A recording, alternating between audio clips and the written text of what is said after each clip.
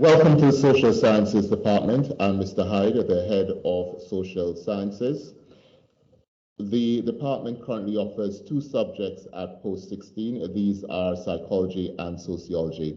However, today I'm going to talk to you about psychology, and my colleague, Ms. Khan, will be talking to you a bit later on about sociology.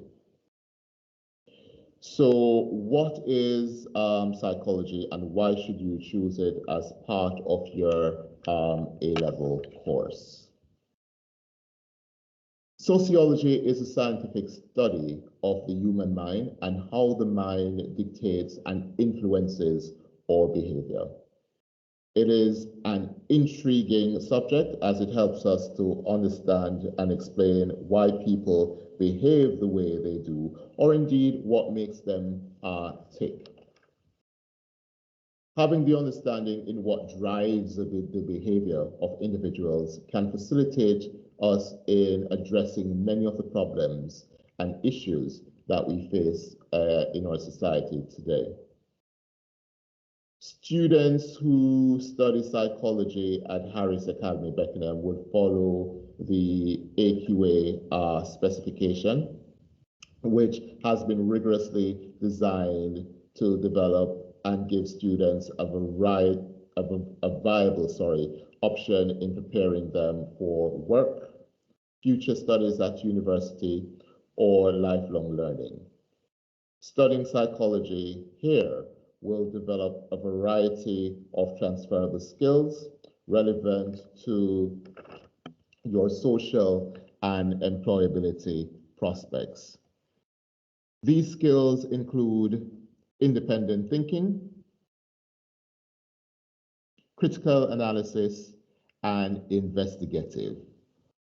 All Harris Academy Beckenham social sciences students will learn to synthesize complex arguments in line with theoretical paradigms and empirical evidence before arriving at any form of conclusion.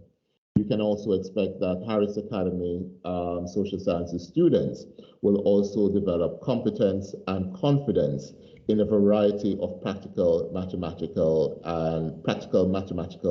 and problem-solving skills. Therefore, it is very essential, it is essential that all our students or students who choose to study psychology have good English language and mathematics grade. Psychology is taught in a fun and engaging manner using a range of teaching styles that will not only support students' learning, but will also stretch and challenge them, thereby making them successful. The psychology course is over 2 years, which culminates in an external assessment consisting of 3 papers. All 3 papers are 2 hours each. Paper 1 is a compulsory paper, and this paper consists of introductory topics in psychology. So therefore, looking at social influence, memory, attachment, psychopathology. Paper 2 is psychology in context, and that paper consists of topics such as approaches in psychology, biopsychology, and research methods. The final paper, paper 3, which is issues and debates in psychology, and what some people refer to as the option paper, consists of topics that we as a department have decided the students will learn, and these are relationships, schizophrenia, forensic psychology. I would like to caveat this, however, by saying that the optional topics, they can be changed, depending on what the students enjoy more in psychology. all the list of optional topics on this paper. The department is awash with talent to teach. So there are other topics such as addiction, aggression, stress, eating disorder, gender, and cognitive development. I should also point out here that the issues and debate section of this paper 3 is compulsory. Even though it's an option paper, this section is compulsory. It is also useful to note that issues and debate is taught throughout all topics within the syllabus. And therefore, the examination consists of a series of short answer questions and extended writing questions. All right, later on, I am going to take you through a lesson that we will do in psychology. Okay, welcome back. So I am Mr. Hyde, and today we are going to do, as we have been looking at forensic psychology in our lessons, but so then today what I'm going to do is to literally take you through offender profiling, looking specifically at the top-down approach. There are two approaches which we consider in psychology. But today we are going to focus on the top-down approach. We also have got the bottom-up approach, which is the English or the British version, the version that we use here in the United Kingdom. The top-down approach is the version that is used within the United States, which was developed by them. Okay. Now, these are our learning objectives today, and it is expected that all students would be able to evaluate the top-down approach upon the completion of this lesson. Okay, so what is offender profiling? You have some cards, some photographs on your desk, and I want you to look at. Great. So the way in which we define offender profiling is simply this. So offender profiling is a behavioral and analytical tool which is used to solve crimes. Now, this analytical and behavioral tool, it is intended to help investigators to narrow down the number of likely suspects who might have committed a crime. Okay, so offender profiling is predicting the probable characteristics of the unknown criminals or criminal. So then what we're going to look at in terms of the offender is we're going to look at their age, for example, their background, their possible occupation, and their modus operandi. Now, all this will be taken from evidence from the crime scene.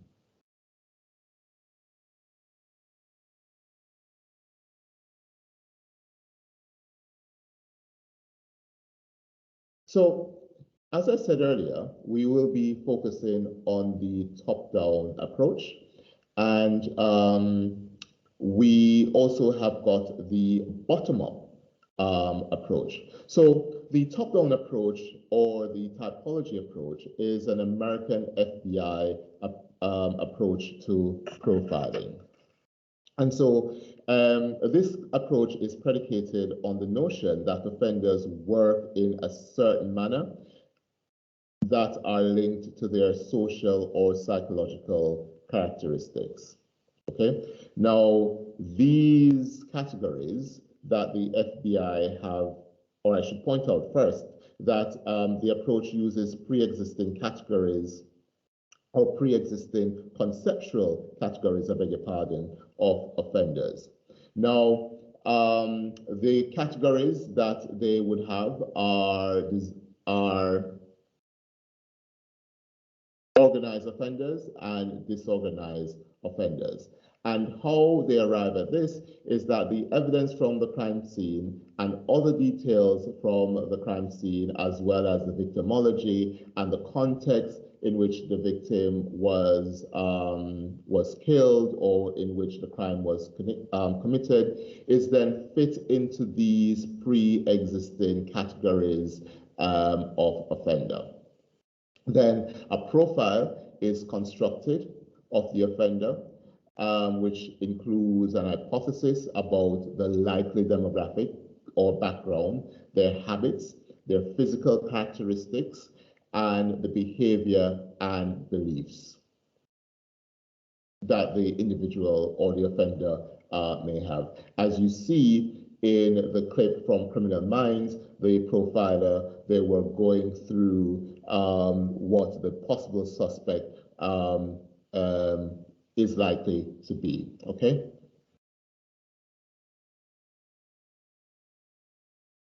Now, once they have managed to put the possible suspect in a particular category, then the next thing that the investigators or the profiler would do is to then devise on a strategy for their investigation in order to catch the perpetrator.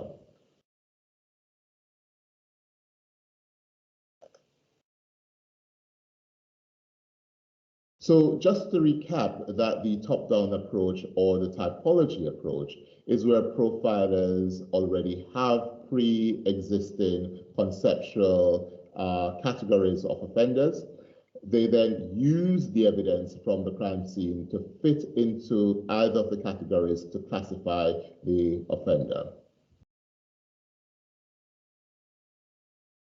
Okay, so let us look at the category, or the two categories of offenders. So we have an organized offender. So the organized offender, this individual, according to the FBI's approach, tend to torture their victim and keep them under control before they kill them. They are usually meticulous in their planning. They are usually well prepared, bringing the weapon to the crime scene and removing it after they have committed the crime. These individuals or these kind of offenders are usually a skilled person, usually above average intelligence. Whenever they carry out a criminal act or a crime, it's usually to act out violent fantasies that they may have.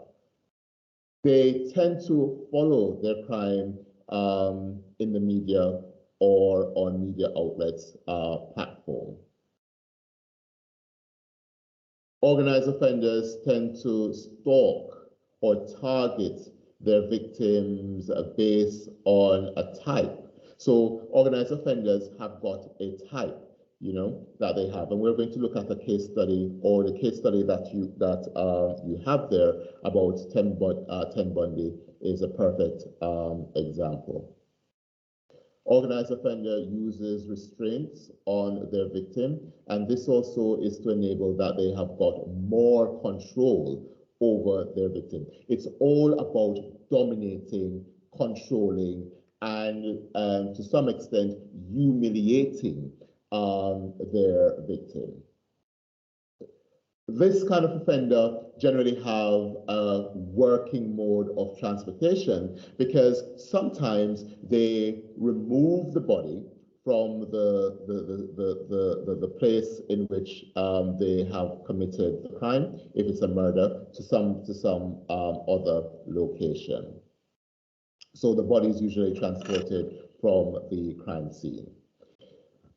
The body is usually disposed of very carefully because, organized offenders are very clinical and very meticulous in cleaning up after themselves. They're not going to leave any form of DNA so they can be identified easily.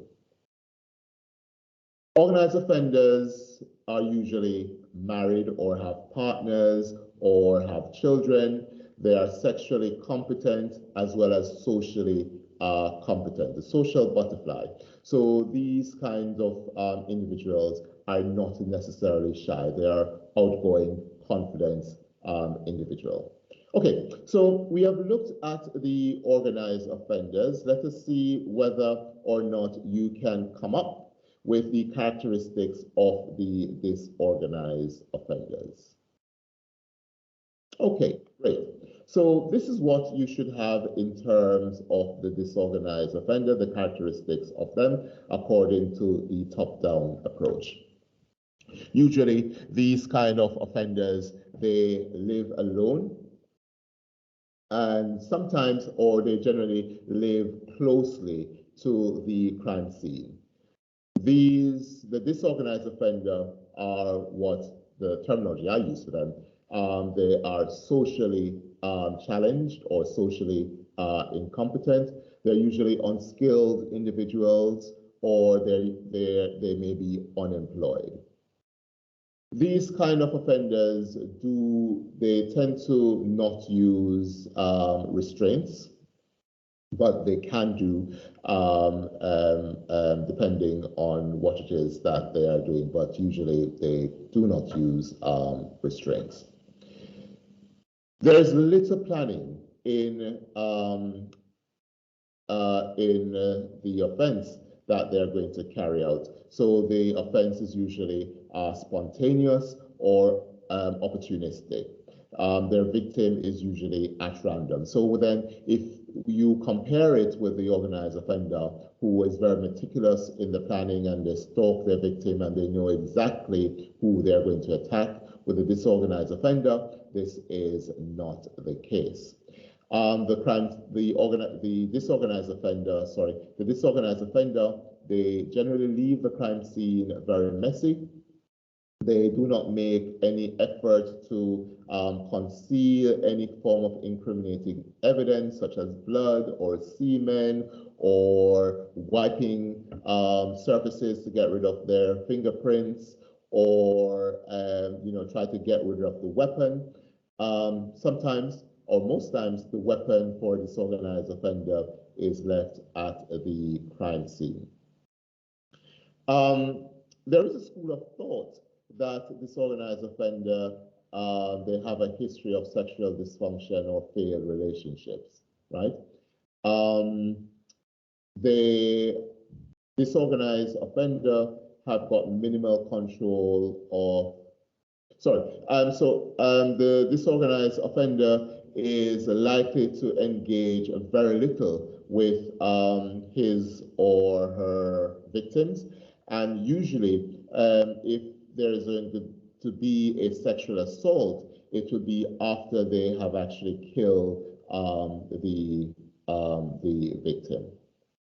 Okay, I'm going to play you a second video and see whether or not you can spot where this offender may fit. So listen closely to the profilers. So the profilers have already been to the crime scene, and they are using their pre-existing categories to classify the kind of offender, which they would then narrow their pool down of suspects to find who has actually committed. Okay, so from this video, we would argue that this particular offender is a disorganized offender.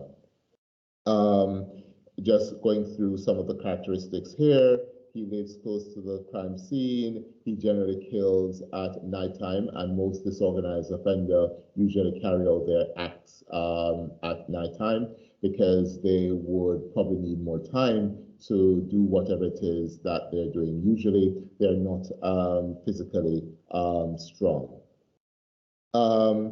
We also heard from the profile there that this individual is socially incompetent or socially challenged. Don't like to use that word incompetent. They're socially challenged. The individual is a loner. The individual is possibly unemployed. Okay, and there are other characteristics which they have highlighted, which we could possibly place this possibly suspect in. Okay, so on the board, we have got two crime scenes, one on the left, one on the right. And the case study that you have is about the notorious Ted Bundy, who has killed over 30 women. Okay, so let us look at the questions there. Let us try to answer the questions there, okay? Okay, so if we take the first question, we can argue that Ted Bundy is an organized offender. And how we know this is if we go back to the characteristics of what an organized offender is, we know that Ted Bundy is highly intelligent, having studied law at university, and he excelled while he was at university. And so it is believed that he uses his intelligence and his charm and his looks to win the trust of his victims. Now, of course, while Bundy was at university, he met his girlfriend and fell in love. She was very rich, but the relationship didn't last very long, and the relationship was broken off.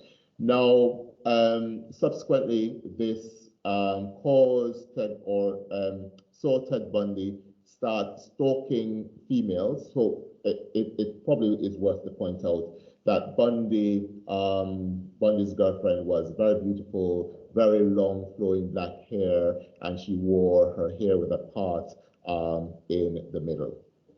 Now, after the relationship was broken off, Ted Bundy started stalking female students who looked similar to his girlfriend. And once he stalked them and once he kidnapped them, what he would do is he would rape his victims first, yes, before he beats them and eventually, taking their lives. So you can see Bundy's action fits into the typology of what an organized offender is and would do. Okay, all right. So let's turn our attention to the crime scenes. Looking at the crime scene on the left, you would argue that this is correct, a disorganized crime scene. You see the body is just left there, blood is all over the place, tracking all through the house. But then when you compare that with the crime scene on the right-hand side, you would want to agree that this crime scene is somewhat organized, okay?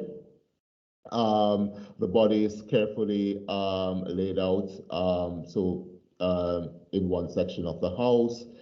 There's not too much blood all over the house. But the problem we have with the categorization of organized and disorganized offender, when we look at the third question, is that the category or the categorization is too simplistic, because we recognize, or it should be recognized, that an offender could fall into both categories at the first time. For example, when you look at the first video from Criminal Minds, you see that the offender fell into both categories of offenders. Sorry about that. Okay, let us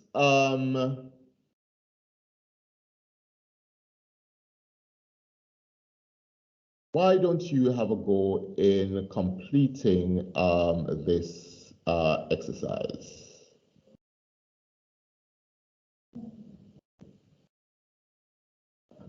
Okay, brilliant.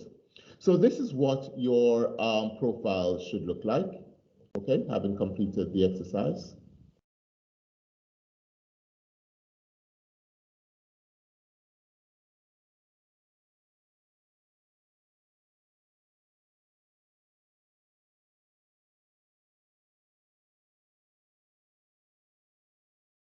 Hi, I'm Francesca. I do psychology as an A-level subject, and I find it really fascinating what we're learning about all the approaches and things to do with the mind. Hi, I'm Karen. I take psychology as an A-level subject. I'm currently enjoying psychology because of the different topics that really appeal to me. Hi, I'm Adnan. I do A-level psychology. I'm enjoying the subject because I'm learning new stuff that I didn't encounter in different subjects. The teachers are great.